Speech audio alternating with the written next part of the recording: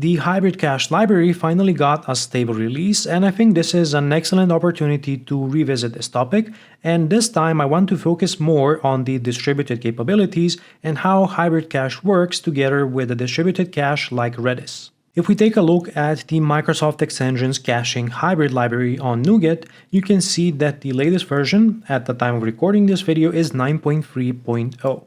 And if you go into the versions tab, you will see that this is the first stable version out of preview. So I want to show you how you can use HybridCache in your .NET applications, why it can be useful, and why this library is probably the way to go if you were previously implementing this using the iDistributed cache abstraction. If we take a look at the README, there are a couple of key highlights why the HybridCache abstraction was introduced. The most important one, which wasn't natively available until now, is cache stampede protection. It also has fully configurable serialization, and it comes with a bunch of performance improvements that are available with the latest .NET versions.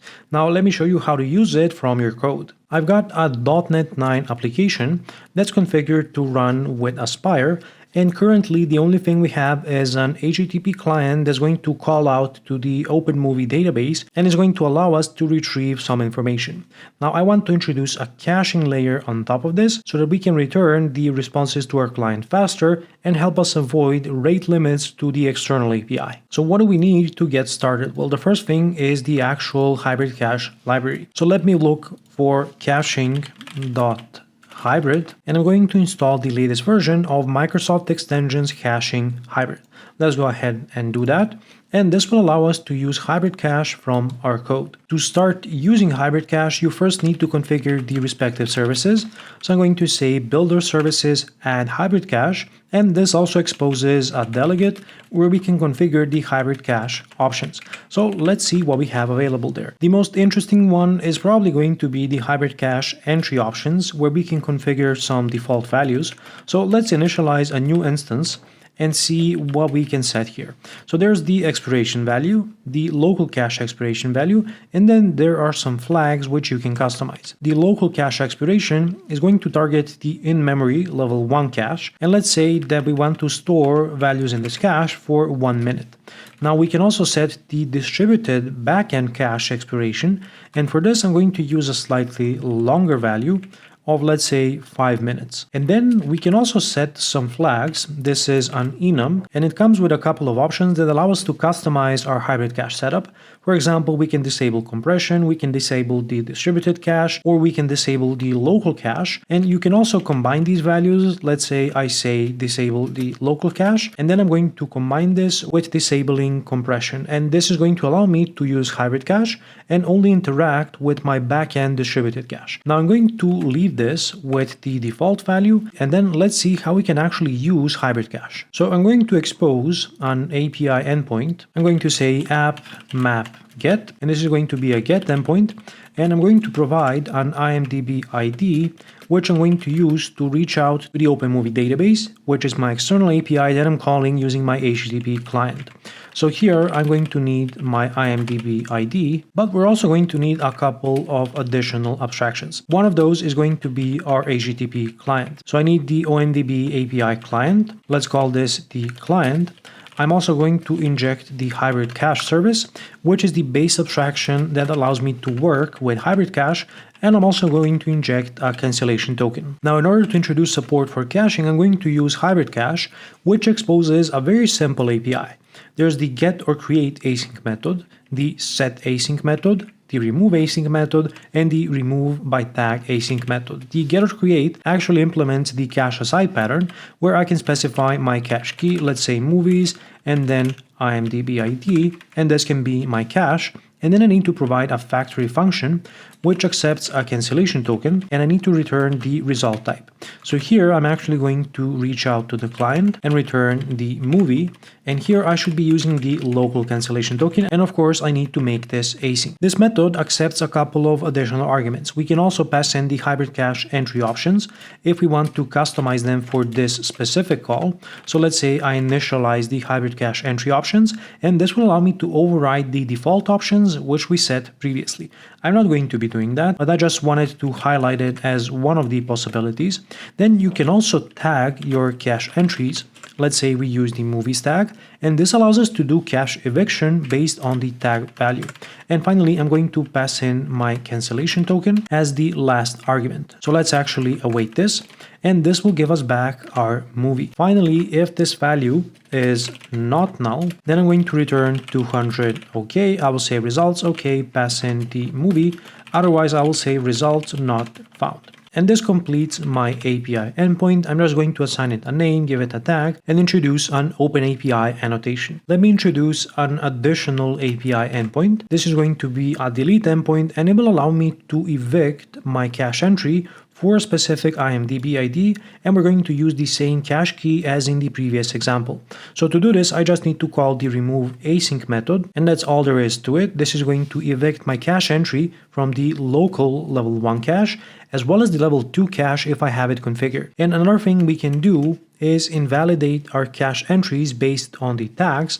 So I'm going to define another endpoint with the route of invalidate tags. And here I'll specify the tags as a comma separated string, which I'm going to convert into a collection and call remove by tag async. So this allows me to remove multiple cache entries from the local and the distributed cache in one request. Now, how do we actually test this out? Well, this is where I have my Aspire integration.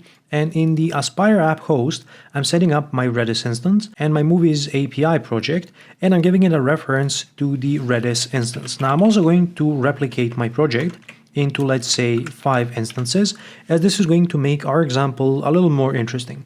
Now let me start the application, and inside of the Aspire dashboard you can see we have our 5 instances of the Movies API. Aspire is also going to introduce a proxy in front of my services and load balance between them, so I can just send a request to the base URL and one of the API instances is going to process it. We also have our Redis instance running, but we aren't using it for the time being. The next thing we need is an IMDb ID for some movie.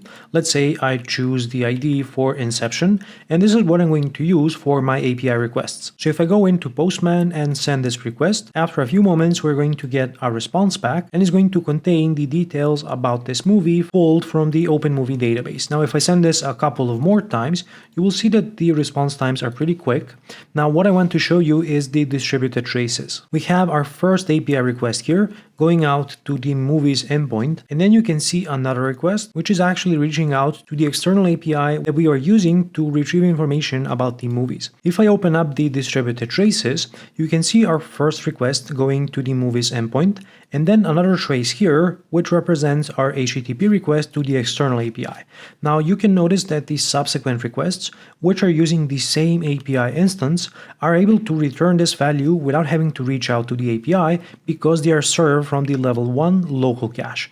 Now if there is a request that reaches a different API instance, like in this example here, we have to send another request to the external API because we don't have this value available locally. Each of my API instances runs as a separate process, so they're going to use a different local cache. So this is why there is another API request here, whereas the subsequent requests are able to be served from the cache. Now let's introduce a distributed cache and see how this changes. I already have Redis configured here, so all I need to do is just provide an implementation of the iDistributed cache that allows me to integrate with Redis. So I'm going to add an Aspire package, and the one I'm looking for is Aspire Stack Exchange Redis Distributed Caching. So let's go ahead and install the latest version. I can now close this down, and let's say right after configuring HybridCache, I can say builder add Redis distributed cache. I need to provide the name of my Redis component, which is just Redis, and this is the same value that I provided in the Aspire app host. And what this is going to do is it will configure an implementation of the iDistributed cache interface and register it with my service collection, and then HybridCache can pick up on this and is going to be able to use the distributed cache implementation to interact with Redis. So let's start the application again, and I'm going to send a GET request to fetch the movie with this ID.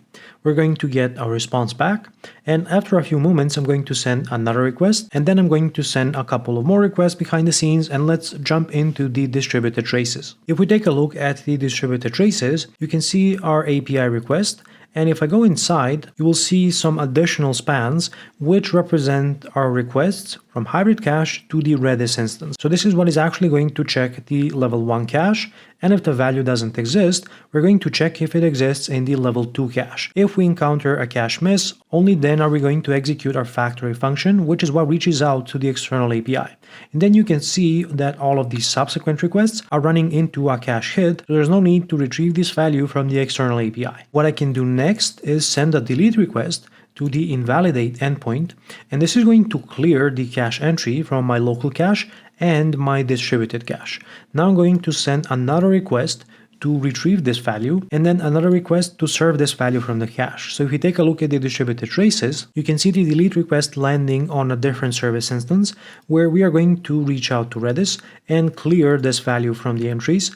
Then we're going to send a get request, and this time we run into a cache miss. So we are going to end up reaching out to our external API, and then the last request can be served from the cache. If I open up the command prompt and execute docker ps, I can see all of my currently running containers, and then I can say docker exec it, specify the container ID, and then I'm going to type in bash, and now I'm running within the context of my container where I can access the Redis CLI.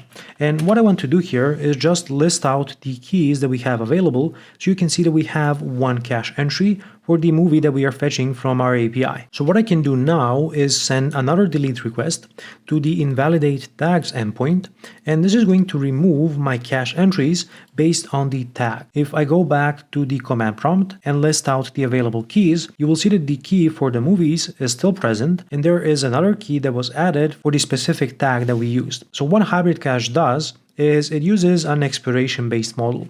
So when we actually invalidate a cache entry, we're going to update the expiration value that is stored inside of the cache. And this is going to be checked when we are retrieving the value from the cache, and if the value has been expired, then we're going to get the value again. So if I try to send a get request to our get endpoint, you'll see that we get a response back in around 200 milliseconds, whereas the next response is only 3 milliseconds. And if we take a look at the distributed traces, you'll see our delete request to invalidate the tags, and then our get request to fetch the movie ends up sending another request for fetching the movie from our external API. And finally, the last get request here is able to be served from the cache. And I think this nicely demonstrates the main capabilities of the HybridCache library. Now, I was using .NET Aspire extensively throughout this video, and if you want to learn more about Aspire and how you can use it, then I recommend that you watch this video next. Make sure to smash the like button. Also, check out my courses if you want to improve your software architecture skills.